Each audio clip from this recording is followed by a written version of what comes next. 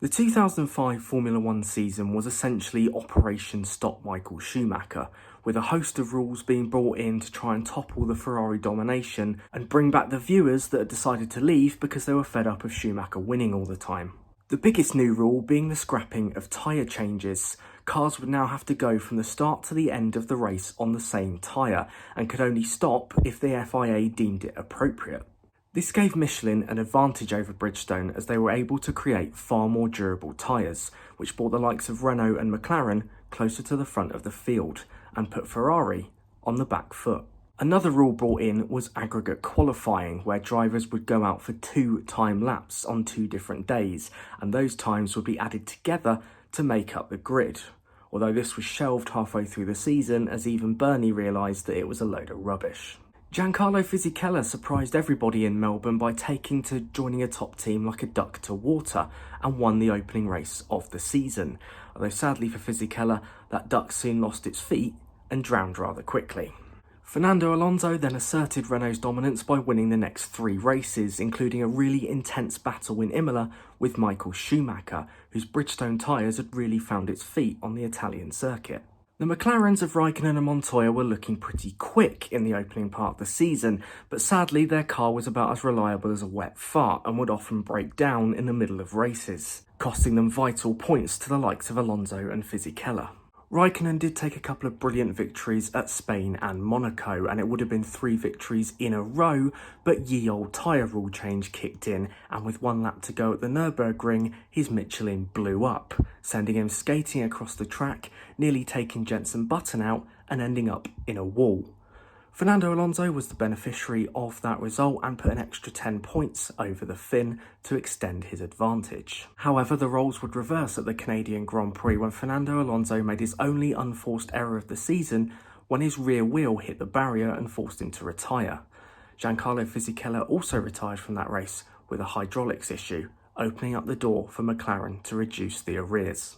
You also might notice that I'm wearing a different shirt in this section, and that's because I accidentally deleted the footage that I recorded yesterday because I'm an absolute moron. It's also worth noting that in that same Canadian Grand Prix, Juan Pablo Montoya got a black flag because he couldn't be bothered to wait for a few seconds for the light to turn green at the end of the pit lane, and in a race where both of Renault's failed to finish, this was pretty costly for McLaren as well. Another additional note is that Kimi Raikkonen won that Canadian Grand Prix and got the 10 points back on Alonso that he lost at the Nürburgring. I should probably start scripting these. After the Canadian Grand Prix was done and dusted, we had that race. Yes, that famous race at Indianapolis, which is still talked about today, where 14 of the 20 cars peeled into the pit lane because Michelin didn't have any guarantees that they could safely compete in the Grand Prix. After massive accidents for Ralf Schumacher and Ricardo Zonta, both coincidentally of Toyota, Michelin started expressing fears that their cars would not be able to compete safely in the race and proposed to the FIA that a chicane be built in to minimise the risk. 9 out of the 10 teams agreed that this was the right decision. The only team that voted against it were Ferrari. Ferrari, who had failed to register a win all season and knew that this was probably their best opportunity if the Renaults and the McLarens weren't running. An agreement could not be reached and we were left with just 6 cars on the grid. 2 Ferraris, 2 Jordans and 2 Minardis, resulting in the biggest farce in Formula One history. Even Minardi boss Paul Stoddart was absolutely furious despite both of his cars running, because it meant that the competitiveness of his battle with Jordan in the Constructors was now well and truly over. The only notable thing that happened in that race was Barrichello having to take to the grass to avoid Schumacher coming out of the pits, and it would have been absolutely hilarious if Ferrari had bottled the easiest 1-2 in the entire history of motorsport. But Michael Schumacher did end up winning that race, with Rubens Barrichello coming home in second to secure that Ferrari 1-2 in what was the dullest, most processional race of all time. Tiago Monteiro finished third and celebrated it like he just won the title, and to be perfectly honest, I don't blame him, because it was the only chance he was ever going to have. Narain Karthikeyan finished fourth to secure India's first ever points in Formula One, with Christian Albers in fifth and Patrick Friesacker in 6th place. But honestly, it's really not worth talking about because it just isn't. I am also aware of the irony that I spent most of the video talking about that race. The following race at the French Grand Prix saw normal service resume, with Fernando Alonso taking yet another victory. But after that, Renault's advantage started to dissipate and McLaren was starting to turn their pace into wins, with reliability improving as the season went on. Juan Pablo Montoya finally came good for McLaren and took his first win at Silverstone. Although Fernando really made him work for it, both at the start and at the pit stops, with Montoya just edging out ahead of the Spaniard and holding on to win by 2.5 seconds. Coming away from the battle at the front, a team that had really started to turn a corner at that point in the year were BAR, with their first points of the season coming at the French Grand Prix. Jenson Button had finished on the podium at Imola earlier on that season, but was then disqualified after the FIA found that BAR had configured a second fuel tank, allowing them to use extra fuel as hidden ballast and run underweight. In addition to the disqualification, BAR were banned for 2 races, the Spanish and the Monaco Grand Prix, and were routed to the bottom of the table after Jordan and Minardi received their bonus points for having Bridgestone tyres in Indianapolis. However, after that, BAR scored points in every single race until the end of the season, with Button even notching 2 podiums at Hockenheim and Spa, finishing the year in 9th, 1 place and 1 point behind his soon-to-be teammate Rubens Barrichello. Takuma Sato, on the other hand, did not score many points. Just 1, in fact. His season was littered with errors, and his disqualification from the Japanese Grand Prix for a bonehead move on Jarno Trulli was the final nail in the coffin.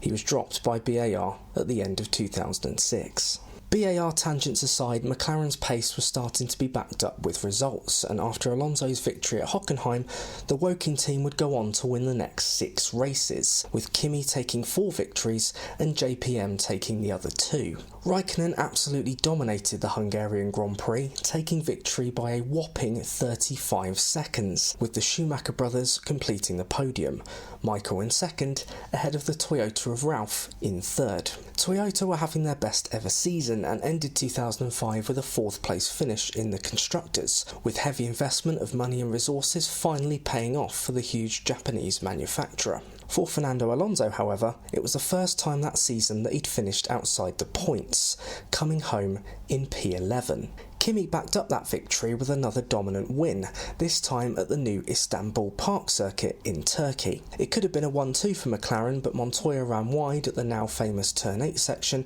and Alonso said thank you very much, snatching 2nd place. But despite grabbing 2 straight victories, Kimi was still 24 points behind Fernando in the standings.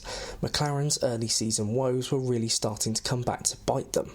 However, they were only 9 points behind Renault in the Constructors, so achieving that title was still in the realm of possibility. Montoya won the next race in Monza, leading every single lap and looking in full control, even if the winning margin over Alonso was only 2.5 seconds. Funnily enough, that was the exact same margin that he beat Alonso at Silverstone by. Fisichella finished 3rd to make it a double Renault podium, with Fizzy's results starting to become a lot more consistent, if not spectacular. Kimi had a 10-place grid penalty for this race, starting in 11th, but did manage to work his way back up to 4th. Raikkonen and Montoya then traded wins for the next 3 races, Kimi winning the next race in Spa with another monster performance, taking the checkered flag by 28 seconds.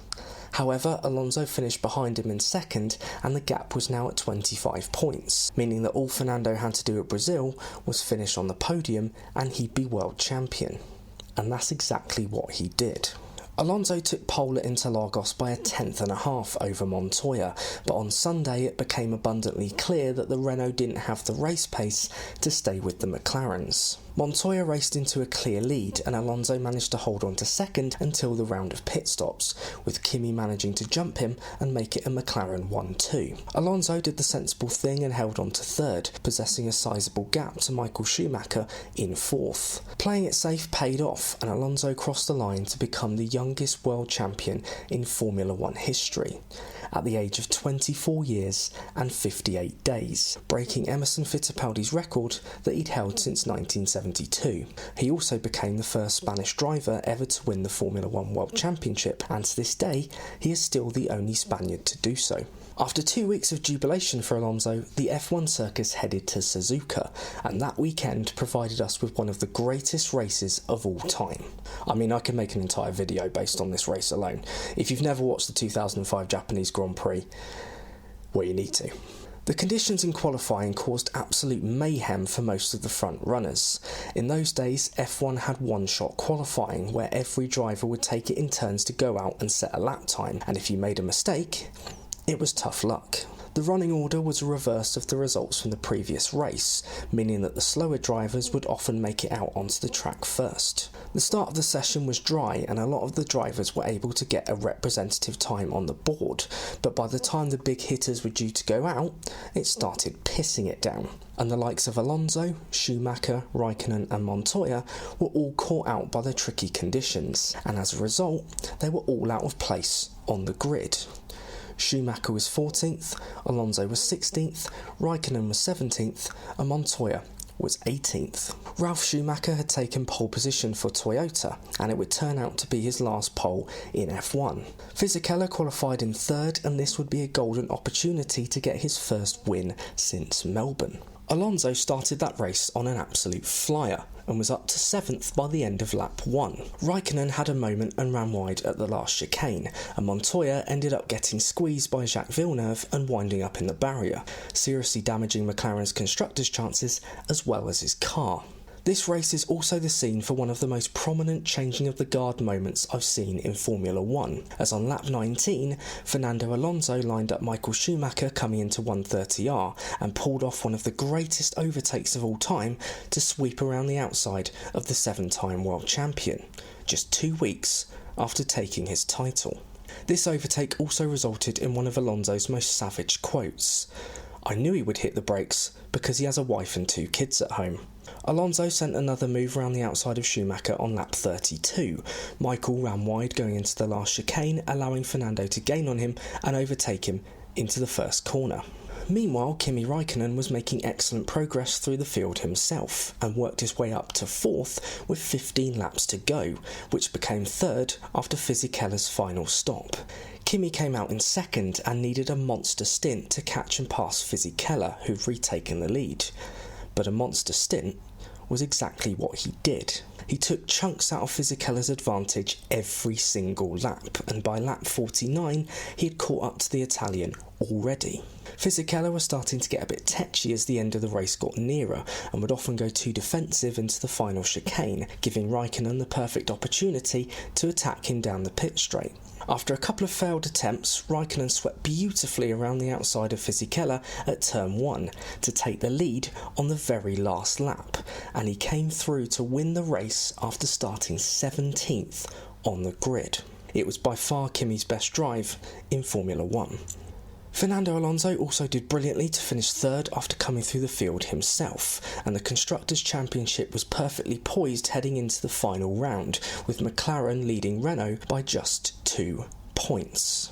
The Chinese Grand Prix was the final round of that season, and for whatever reason, Michael Schumacher decided to drive like a complete bozo. On the way to the grid, Schumi wasn't looking where he was going and ended up collecting the Minardi of Christian Albers. Both cars were damaged and both cars had to scramble back to the pit lane in order to take the start. These were the days when drivers had T cars or spare cars that they were able to use if, for whatever reason, they weren't able to use their main car. It had been an interesting year for the 7-time world champion, who had initially struggled to get to grips with the new regulations, which had left him and Ferrari playing catch-up. Michael would eventually finish 3rd in the championship, but he only won 1 race all season, that race being the crapfest at Indianapolis that might as well have been handed to him on a plate. His best run of form came in the middle of the season, where he managed to string 8 points finishes together, including 3 podiums. But the fact that we're talking about consecutive points finishes being a plus for Michael Schumacher merely indicates just how far he'd fallen that year. Alonso and Fisichella had put their Renault cars on the front row, with their new engine spec coming just in time as they prepared to battle with McLaren for the final time. And it came in handy for the race as well. Alonso absolutely dominated and took a lights to flag victory to secure his 7th win of the season. Kimi Raikkonen did well to finish 2nd, but McLaren's bid for the Constructors' title ended on lap 5 when Montoya's engine gave out. He'd also sustained damage from running over a loose drain cover, a well-known issue on the Shanghai circuit. Ralf Schumacher rounded out the podium to secure another top 3 finish for Toyota. Giancarlo Fisichella's chances of a podium ended when he was given a drive-through penalty for obstructing Raikkonen in the pit lane. He finished 4th, ahead of Christian Klien, who ended a reasonable first season for Red Bull, in 5th. Yes, that's right. This was Red Bull's first season in Formula 1 after taking over the Jaguar team. F1's first ever look at the mellowest, least controversial team principal of all time, Christian Horner. I mean, to be honest, Red Bull's season was okay. I mean, they pretty much matched what Jaguar did the previous year and finished 7th in the Constructors' Championship. Newer fans might be wondering why 7th in the Constructors is deemed okay for Red Bull, but back then they'd just taken over a mid-grid team and they were nowhere near the force that they are now. So Fernando Alonso won the championship by 21 points over Kimi Raikkonen, a championship that a lot of people think was decided on reliability, and when you think about how many wins Kimi lost in the earlier part of the season due to his McLaren blowing up, or his tyres blowing up, those people have a case. But Alonso was a worthy champion in his own right. He only made one mistake all year when he rubbed against that wall in Canada, and that failure to finish was his only retirement of the season. Schumacher was the outlier in 3rd, doing just enough to pit Montoya in 4th and Fisichella in 5th. The Toyotas of Schumacher and Trulli gave an excellent account of themselves, and Button recovered excellently to salvage his season and finished 9th. Renault ended up winning the Constructors by 9 points from McLaren in an intensely close battle that played out over the entire season. Ferrari finished a distant 3rd, with Toyota not far behind in an excellent 4th. This season, however, was to be the last for both Jordan and Minardi, with Jordan being sold to the Midland Group and Minardi being sold to Red Bull, with the Faenza outfit becoming Toro Rosso for 2006. So there we go then, that was a look at the 2005 Formula 1 season. I really hope you enjoyed it. Thank you so much for watching. I really appreciate you taking the time to come and check this out. If you did enjoy it, please consider leaving a like on there for me. And if you're new around here and you like what you see, why not get subscribed so that you can be notified of future videos like this one. Comment below any thoughts and suggestions that you may have. Thanks once again, take care of yourselves, and I'll see you next time.